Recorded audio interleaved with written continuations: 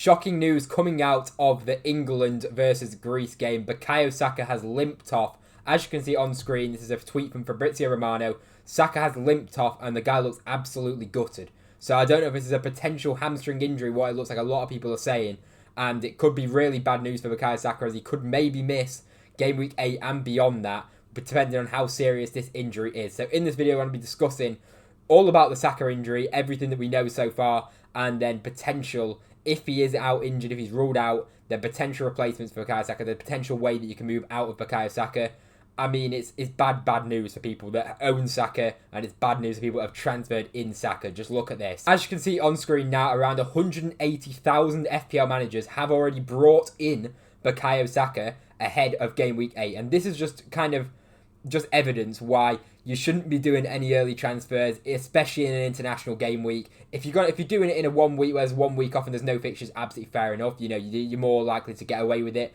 In an international break, you know, we saw last international break, Erdegaard got a pretty bad injury, and we've seen injuries numerous times where players have gone off during the international games, which isn't really surprising at all. Obviously, Saka could still be fit, we don't know, but it's definitely something to keep an eye on. I'll update you all on all the information on that. So subscribe to the channel for all the latest updates on Bukayo Saka. Drop a like as well, and we'll talk about potential replacements for Bukayo Saka. But as I say, going forward, do not make transfers so soon. There's no need to do it unless you absolutely need to do it with like a price rise. That's the only time you can really justify it.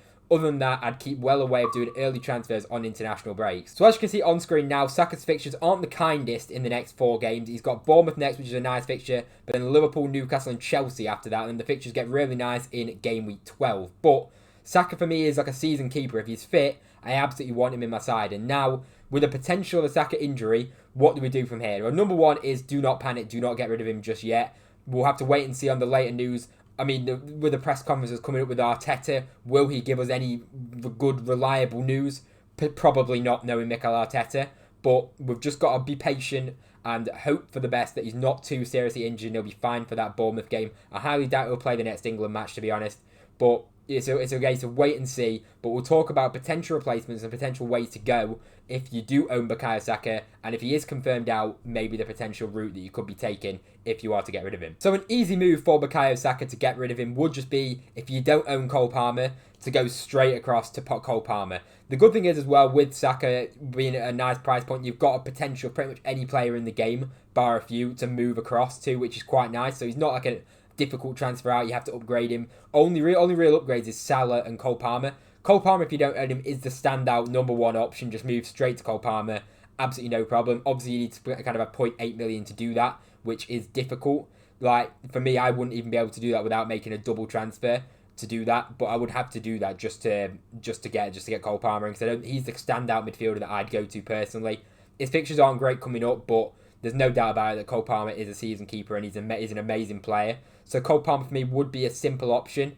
There's also players like Mbuemo as well. You know, if you don't own him already, Mbuemo's a nice option. But honestly, if Saka was out for long term, realistically, I'd just downgrade him to a player, a midfielder as well. If you wanted to do that, if you've already got Cole Palmer, the next best option to me is just downgrade him to someone like a Brennan Johnson, who's got a few nice fixtures coming up. You could go to a Maddison, and you could absolutely just restructure your team completely. You could potentially go up to Salah if you wanted to, but I'm not really too sure about that, just because you've got a lot of money then in Haaland and Salah if you own them both.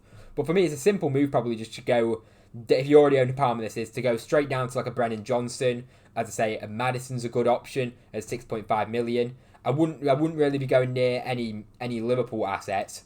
So really, the easy replacement for me would just be Brennan Johnson.